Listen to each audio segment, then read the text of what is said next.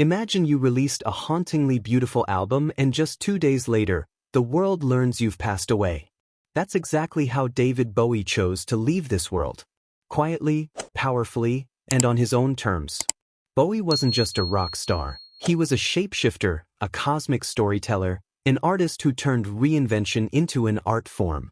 From Ziggy Stardust to the Thin White Duke, from Heroes to Let's Dance, Bowie wasn't content with fitting in. He bent reality, rewrote the rules, and gave the world a sound and a style it had never heard before. But behind the glam and groundbreaking creativity, David Bowie was fighting a battle no one knew about. For 18 months, he quietly lived with liver cancer, choosing to keep it a secret from all but a few. While the world thought he was simply working on his next record, he was, in truth, composing his final goodbye. That album? Black Star, a cryptic, eerie, and deeply emotional farewell that took on an entirely new meaning the moment the news of his death broke. On January 10, 2016, just 2 days after Black Star was released on his 69th birthday, Bowie passed away.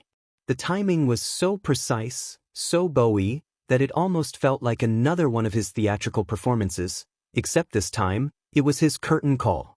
Was Black Star his way of preparing us for his departure? Or was it his final act of artistic control, leaving us not with silence, but with a masterpiece? Tell me, what's the one David Bowie song that still gives you chills every time you hear it? Let's talk about it in the comments. Eddie Van Halen. If rock and roll had a Mount Rushmore for guitarists, Eddie Van Halen wouldn't just be on it. He'd be carving it himself, with a blazing solo playing in the background. Eddie didn't just play guitar. He redefined what a guitar could even do. The moment Eruption hit the airwaves, everything changed. Eddie was like a scientist at the center of a revolution. His playing on tracks like Panama, Hot for Teacher, and Jump didn't just melt faces, it inspired entire generations to pick up guitars. But behind the blinding talent was a man fighting a very private war. Eddie had been battling cancer for over a decade. He was in and out of treatment, all while keeping the details mostly under wraps. Fans would occasionally hear whispers, canceled appearances, rumors about his health, but nothing definitive. And through it all, he kept playing, kept creating, kept being Eddie.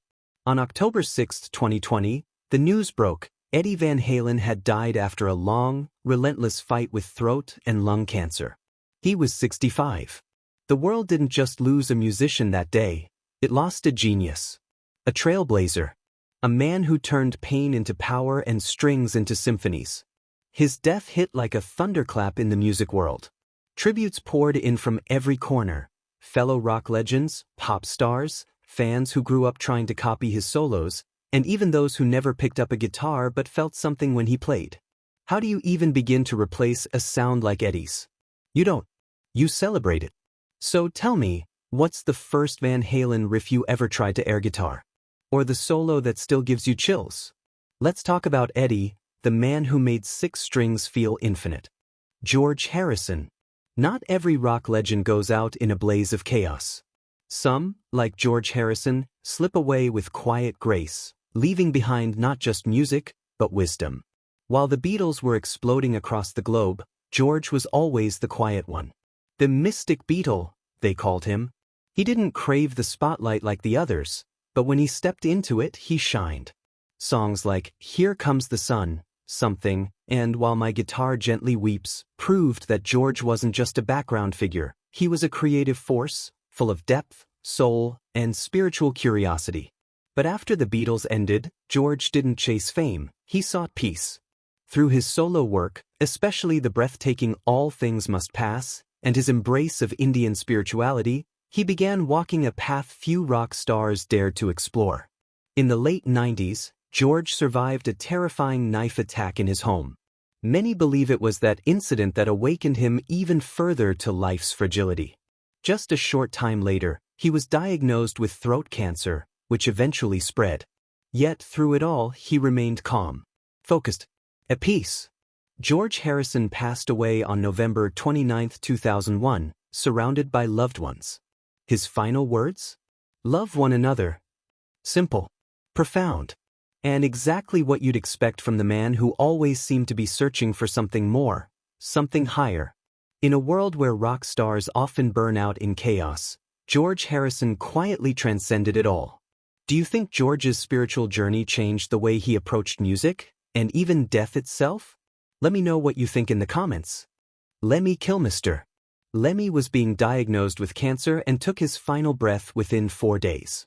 And yet, up until the very end, he was still doing what he loved: drinking Jack, playing rock, and being Lemmy. Let's be clear, there was no one like him. With that snarling voice, bass slung low, and attitude that screamed rebellion, Lemmy wasn't just the frontman of Motorhead, he was Motorhead. Songs like Ace of Spades and Overkill didn't just define heavy metal, they kicked the damn door open and dared anyone to follow.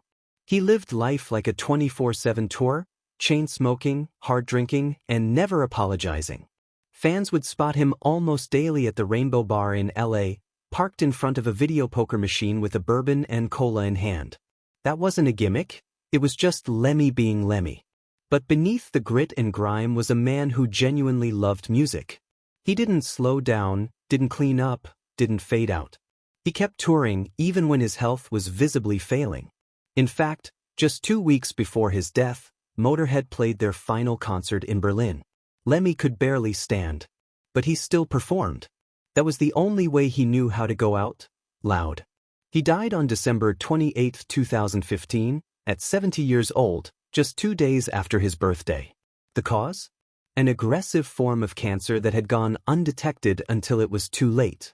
But if you asked Lemmy, he probably wouldn't have changed a damn thing. How many rockers can you name that lived that hard, that fast, and still made it to 70? What's your favorite Lemmy moment? Or the Motorhead song that you think defines his legacy? Drop it below, because Lemmy may be gone, but the volume still turned all the way up. Taylor Hawkins. It was supposed to be just another show. The Foo Fighters were on tour in South America, the crowds were massive, the energy electric, and then, in an instant, everything stopped. News broke: Taylor Hawkins, their beloved drummer, had been found dead in a hotel room in Bogota, Colombia. He was only 50. The world froze. Fans couldn't believe it. How could he be gone? Taylor wasn't just a drummer, he was the heartbeat of one of the biggest rock bands on the planet. His energy, his smile, his chemistry with Dave Grohl, it was unmatched. You didn't even have to be a hardcore Foo Fighters fan to feel Taylor when he played. He wasn't just keeping rhythm, he was the rhythm. But Taylor's journey didn't begin with the Foo Fighters. Before that, he was Alanis Morissette's touring drummer during her Jagged Little Pill era. Then came the call from Grohl, and the rest was history. Over 2 decades of albums, tours, and unforgettable moments on stage, Taylor became more than just a band member, he became family. When he died on March 25, 2022, the toxicology report revealed multiple substances in his system, including opioids, benzodiazepines, and antidepressants. But the full cause of death? Still officially undetermined. Some point to an enlarged heart, others raise questions about touring exhaustion or long-standing health issues. Whatever the case, it was a devastating blow, one that still echoes through the music world. What hits hardest is that just days before, Taylor had been talking about how grateful he was to be alive. How much he loved playing music. How much he loved his fans. Do you think the pressures of the road played a role in Taylor's tragic end? Let's talk about it in the comments. And if you've ever seen him live, what moment stuck with you the most? Dusty Hill. One morning in July 2021, the rock world woke up to a quiet, almost surreal kind of goodbye.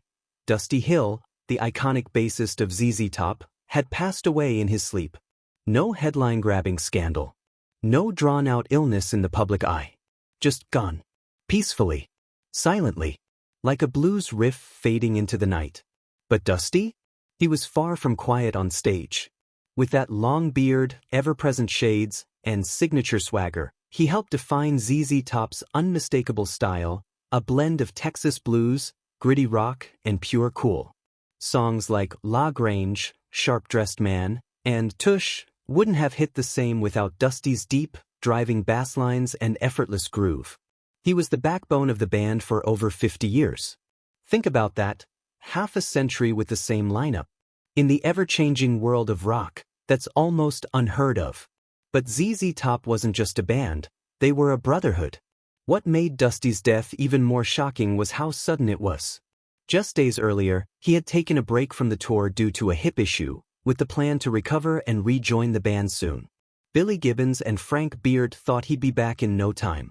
Instead, on July 28, 2021, Dusty Hill passed away in his Houston home. No drama. No noise. Just the end of a long, legendary ride. And in true Dusty fashion, he had even told Billy before stepping away, "Let the show go on. Have Elwood fill in for me." That's the kind of rocker he was, dedicated to the very end. What's your favorite ZZ Top track where Dusty's bass just hits differently? Drop it in the comments, and let's keep his groove alive. Chris Squire. If bass guitar had a galaxy of its own, Chris Squire would be one of its brightest stars. You wouldn't just hear his bass lines, you'd feel them. From the very beginning, Squire wasn't content with being just the guy in the background. His playing was melodic, aggressive, textured, almost symphonic. Tracks like Roundabout, Close to the Edge, and Heart of the Sunrise weren't just prog rock anthems. They were epics, and Chris's Rickenbacker was the heartbeat that made them pulse with life. And he wasn't just part of the band, he was yes. Literally. Chris was the only constant member throughout every lineup change, every reinvention, every experimental turn the band took for over 4 decades. That kind of longevity isn't just rare, it's sacred. But in 2015, the prog rock world was shaken. Chris announced he had been diagnosed with acute erythroid leukemia, a rare and aggressive form of cancer. Just weeks later, on June 27, he passed away at age 67. The speed at which the illness took him stunned everyone. It was the first time Yes had ever performed without him. Let that sink in. After 47 years, the band took the stage without the man who built its foundation. There was no drama, no tabloid chaos. Just a humble musical genius quietly exiting, leaving behind a discography that's still studied by musicians to this day. Do you think prog rock could have evolved the way it did without Chris Squire's genius at its core? Drop your thoughts, and your favorite Yes track that showcases his bass magic, down in the comments. Let's honor the architect of the low end. Mark Lanegan. He was never about fame. Lanegan lived for the music and tapped into the gritty underbelly of rock and roll, with lyrics that spoke to a life lived on the edge, filled with highs and lows. Songs like Nearly Lost You and All I Want were iconic anthems of the 90s grunge era, but they were also introspective, thoughtful, and full of the darkness that marked Lanegan's personal life. In his autobiography, Sing Backwards and Weep, Lanegan revealed his battle with addiction, his struggles with the pressures of fame, and his complicated, often tortured existence. It wasn't an easy life, but it was a deeply human one that made his music resonate on an entirely different level. But in February 2022, the world was stunned to hear that Mark Lanegan had passed away at just 57. His cause of death wasn't immediately clear, but it came shortly after he had contracted COVID-19, which left him seriously ill and affected his health in profound ways. Some fans speculated that the virus might have exacerbated his previous health issues, though the full details of his passing remain unknown. Mark Lanegan's death wasn't just the loss of a rock star. It was the loss of a soul, a poet, and a man whose music gave a voice to the broken, the misunderstood, and the outcast. His raw, powerful voice will forever remain etched in the memories of anyone who had the privilege of hearing it. What's the first Mark Lanegan song that pops into your head? Was there a moment in his music that spoke to you personally? Let's keep his spirit alive in the comments below. Finally on the list, we have Meat Loaf. He became one of rock's most unforgettable figures. His music was operatic, theatrical, and larger than life, just like the man himself. Meat Loaf's magnum opus, Bat Out of Hell, is one of the best-selling albums of all time, a true masterpiece of rock excess and passion. Tracks like Paradise by the Dashboard Light and 2 Out of 3 Ain't Bad weren't just songs. They were stories, each filled with dramatic highs, epic lows, and unforgettable vocals that had listeners on the edge of their seats. But beyond the music, Meat Loaf was a character. He was unapologetically himself, often battling with the very thing that made him iconic, his larger-than-life persona. He was a man who made everything bigger. Every note. Every performance. Every moment. On January 20th, 2022, the world lost Meat Loaf at the age of 74. His death was sudden, following complications related to COVID-19, though other health issues had been part of his ongoing struggle in recent years. For fans, it was hard to imagine the rock world without him. How could you even picture a stage without Meat Loaf's commanding voice echoing through it? He didn't just make rock music. He made theater, he made emotion, he made life feel like an unforgettable, high-stakes musical.